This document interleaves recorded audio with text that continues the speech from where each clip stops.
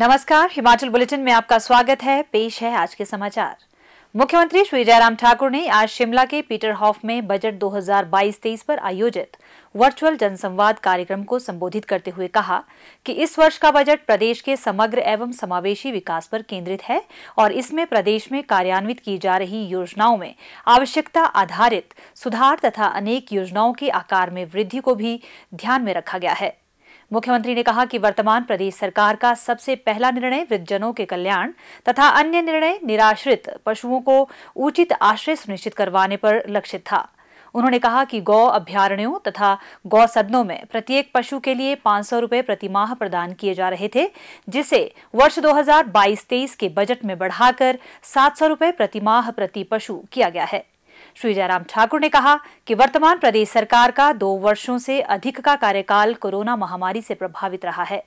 सभी चुनौतियों के बावजूद प्रदेश ने राज्य के लोगों तथा केंद्र सरकार के सक्रिय सहयोग और समर्थन से इस महामारी से निपटने में सफलता प्राप्त की है।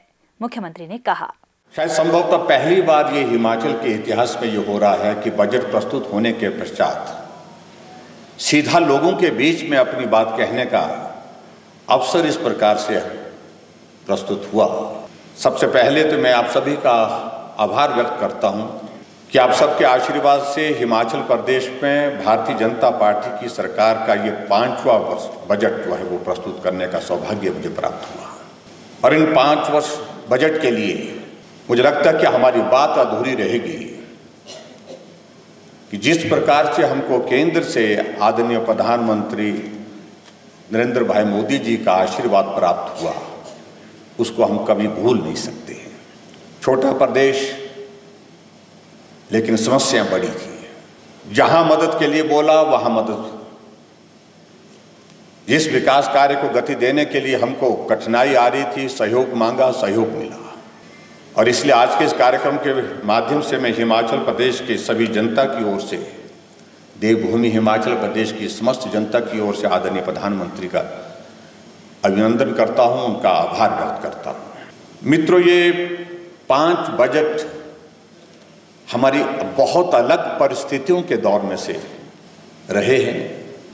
अगर हिमाचल प्रदेश में 27 दिसंबर 2017 को जो भारतीय जनता पार्टी की सरकार बनी थी, हमने कभी कल्पना नहीं की थी इस प्रकार के ऐसी कठिनाई का दौर भी हमारे सामने इस दौर में आएगा। शुरू का वक्त अच्छा गुजरा। हमने हिमाचल प्रदेश के सभी विधानसभा में जाकर के लोगों के साथ संवाद स्थापित करने की कोशिश की। हमने लोगों के बीच में जाकर के उनकी समस्याओं को जानने की कोशिश की। लोगों के बीच में उन समस्याओं के समाधान क्या हो सकते हैं उसको समझने की कोशिश की, क्योंकि मैं पहली बार इस दायित्व पर हिमाचल प्रदेश में काम कर रहा हूँ। स्वाभाविक रूप से मेरे लिए ये बहुत आवश्यक था कि मैं हिमाचल प्रदेश के लोगों के बीच में भी जाकर के लोगों की समस्याओं को सुनूं और उनके समाधान के लिए काम कर सकूं। और इसलिए इस बात को आप लोगों ने देखा भी होगा, 1 साल के कार्यकाल में लगभग हिमाचल प्रदेश के 68 के 68 विधानसभा क्षेत्र का हमने दौरा किया। हम समझ सकें, हम जान सकें और उन समस्याओं का समाधान क्या हो सकता है, उस दिशा में आगे बढ़ सके। और स्वाभाविक रूप से जहां लोगों की समस्याओं को समझने के पश्चात हमने नए इनिशिएटिव की शुरुआत की, नए काम की शुरुआत की। उसमें एक चीज को हमने हमेशा मूल मंत्र के रूप में स्वीकार किया कि सबसे पहले ज्यादा जरूरत उस व्यक्ति के लिए मदद करने की आवश्यकता है, जरूरत उस व्यक्ति तक पहुंचने के लिए है जो गरीब है। और इसलिए हमने पहले दिन से अपने भाव व्यक्त किए, जो गरीब है हम उसके करीब हैं। कोविड की परिस्थिति के कारण प्रदेश की इकोनॉमी बहुत बड़े स्तर पर प्रभावित हुई। अब की बार जो हमने बजट प्रस्तुत किया है, मुझे इस बात को लेकर के प्रसन्नता है कि उसमें उम्मीदों वाला बजट है। 51,365 करोड़ रुपए का हमने बजट प्रस्तुत किया है। और मैं इस बात को लेकर के ये भी मैं कहना आपके बीच में चाहता हूं कि जो हमारा अनुमान है जो कि प्रदेश की अर्थव्यवस्था में आने वाले समय में 8.3% वृद्धि होगी, ऐसा अनुमान हमारा है। हमारा ये बजट केंद्रित है, अगर केंद्रित है तो गरीब आदमी के लिए केंद्रित है। बहुत सारे वर्गों के लिए अलग अलग राहत जो दे सकते थे, उसके लिए हमने प्रयत्न किए, लेकिन हमारा मेन फोकस इस बजट का रहा है वो गरीब आदमी की मदद करने के लिए। जहां गरीब हैं वहां हम हैं। जो जरूरतमंद ऐसा वर्ग है जिसको मदद की जरूरत है, उसको मदद करने की हमने कोशिश की है।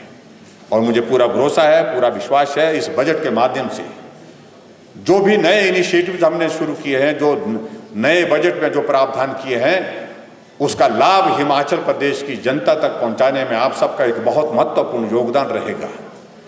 और आप सबका समर्थन, आप सबका सहयोग जिस प्रकार से हमको पिछले लंबे समय से, पिछले 5 वर्षों से मिला है, उसके लिए मैं आपका हृदय से आभार व्यक्त करता हूं।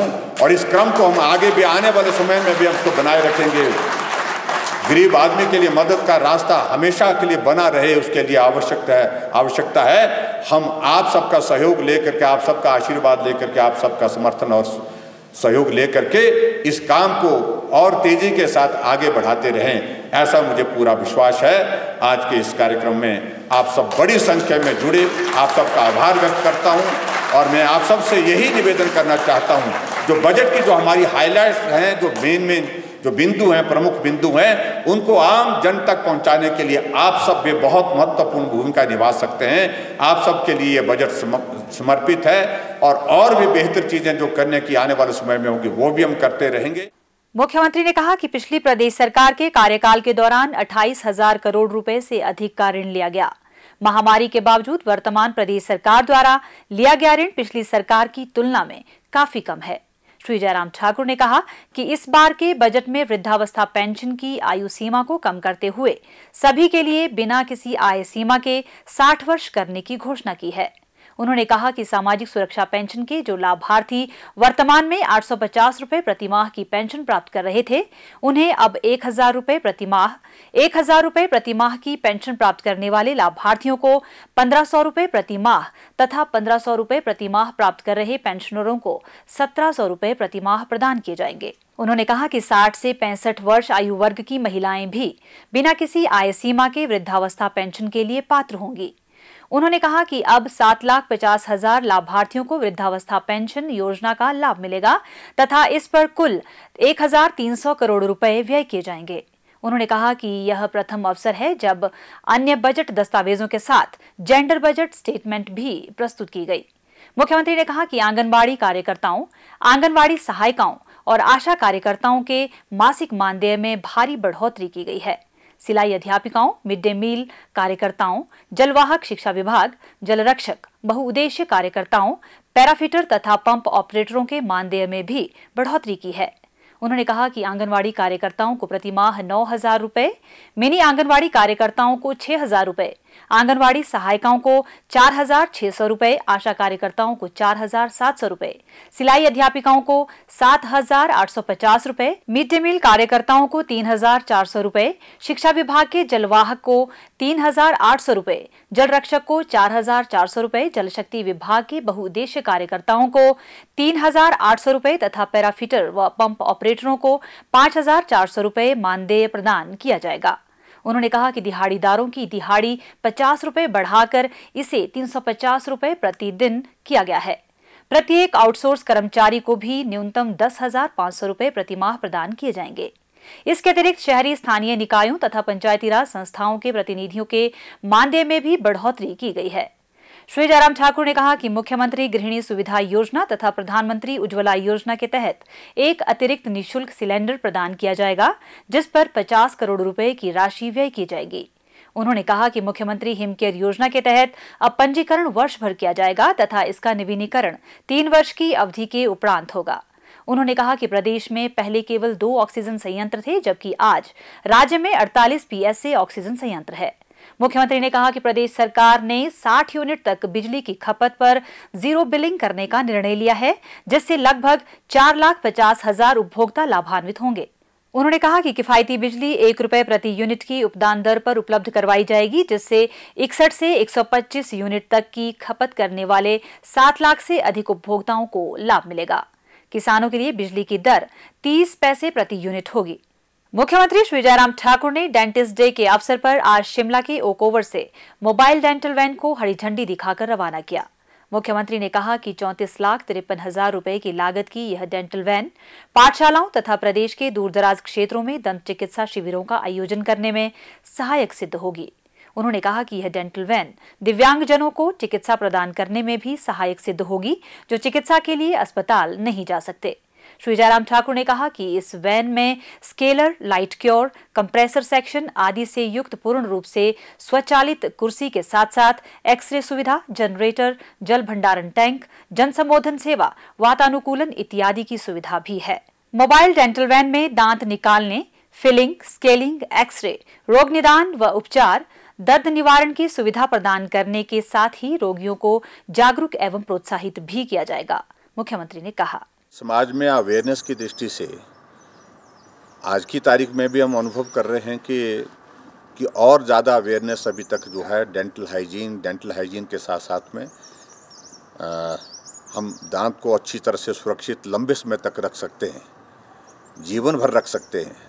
उसके लिए एक अवेयरनेस की दृष्टि से भी इसमें बहुत बड़ी एक मदद मिलेगी और उसके साथ साथ में जो ट्रीटमेंट जो इग्नोर होता है ग्रामीण क्षेत्रों में, ख़ासतौर से दांत की दर्द को बहुत गंभीरता से लोग नहीं लेते हैं और बाद में या तो दांत निकालना पड़ता है और कई बार ऐसी स्थिति होती है कि वो दांत की बीमारी और तरह ज़्यादा खतरनाक हो जाती है। तो ऐसी परिस्थिति में वो सारी चीज़ें ना हो और हम बेहतर ढंग से डेंटल के ट्रीटमेंट के लिए, दांत की ट्रीटमेंट के लिए जो है वो ग्रामीण क्षेत्रों में अवेयरनेस के साथ साथ में लोगों को ये सुविधा दे सके इलाज के लिए। ये सुविधा आज की तारीख में जो शुरू की जा रही है, इसके लिए मैं बहुत बहुत बधाई देता हूँ और मैं समझता हूँ कि आज पहली बार ही शुरुआत हुई है हिमाचल प्रदेश में एक जगह से और आने वाले समय में हम कोशिश करेंगे कम से कम 10 जिलों में इस प्रकार की ये सुविधा हम उपलब्ध करा सकें। इस प्रकार की डेंटल क्लिनिक जो है, जो मोबाइल होगी, जो ग्रामीण क्षेत्रों में जाकर के लोगों को बहुत बड़ी सुविधा देगी। मुख्यमंत्री श्री जयराम ठाकुर ने आज जिला चंबा के दिव्यांग श्री सुनील पथिक द्वारा लिखित पुस्तक आशाओं भरा सफर का विमोचन किया। मुख्यमंत्री ने श्री सुनील पथिक के प्रयासों की सराहना करते हुए कहा कि विभिन्न चुनौतियों के बावजूद लेखक ने यह पुस्तक लिखी है जो दिव्यांगजनों के लिए प्रेरणा का स्रोत सिद्ध होगी। उन्होंने कहा कि श्री सुनील पथिक ने यह साबित किया है कि व्यक्ति समर्पण तथा प्रतिबद्धता के साथ सभी चुनौतियों पर विजय पा सकता है। हिमाचल बुलेटिन देखने के लिए सब्सक्राइब करें YouTube channel IPR Himachal, follow करें ट्विटर @DPRHP, लाइक करें Facebook page information and public relations department Himachal Pradesh, visit करें वेबसाइट www.himalpr.gov.in। इस अंक में इतना ही। कल फिर होगी मुलाकात, दीजिए इजाजत, नमस्कार।